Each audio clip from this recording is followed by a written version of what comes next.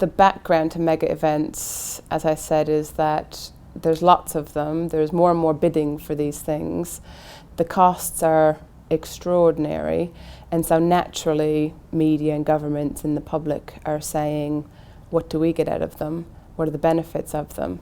So we looked into the academic research, and funnily enough, the impacts which occur before, during and shortly thereafter an event, there's some evidence that they have an impact, but there's very, very little evidence that they have any kind of long-term legacy. So more than 2 years after the event, that there's still some sort of positive benefits happening.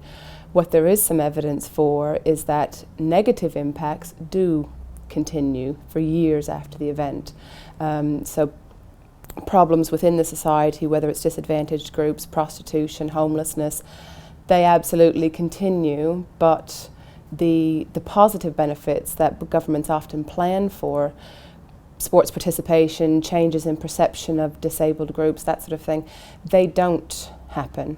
And so that's where we came up with our primary objective, is to investigate why mega events don't have that sustainable impact or legacy.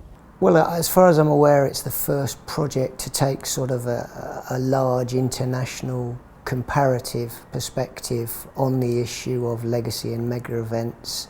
And so hopefully it'll help us to incorporate an element of sort of the cultural impact on the legacy process, which is something else that has been seriously under-researched in the past.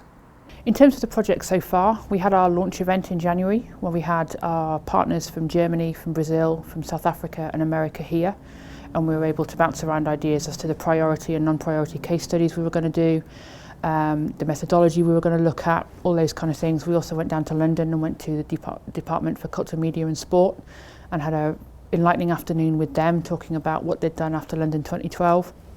And we also had a representative from the Commonwealth Games organisers talking about how they were factoring legacy into their plans.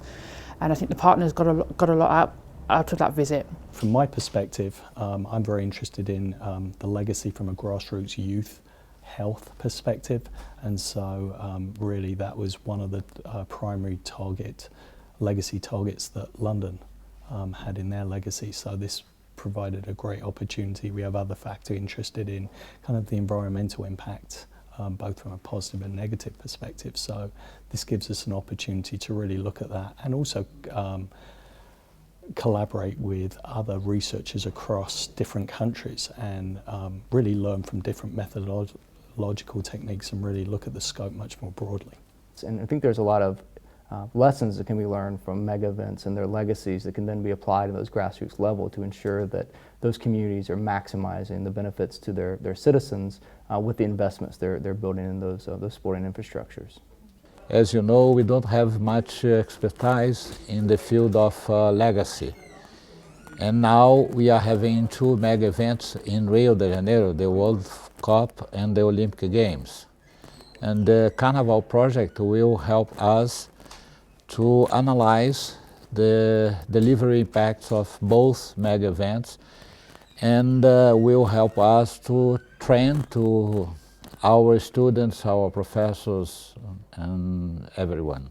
I think it's very important for us to share lessons both in terms of the developed context as well as the developing context, so particularly interested in the BRICS country, Brazil and South Africa in terms of the partnership, and to share knowledge and inform practice for future mega events.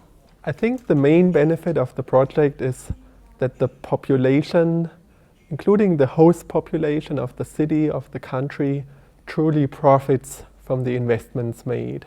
The project is really important to Coventry University and specifically to the Centre for the International Business of Sport because what we're attempting to do is to create a very distinctive competence in the area of event management, be that the Olympic Games or the Football World Cup or something like the Rio Carnival, maybe something like the Sundance Film Festival.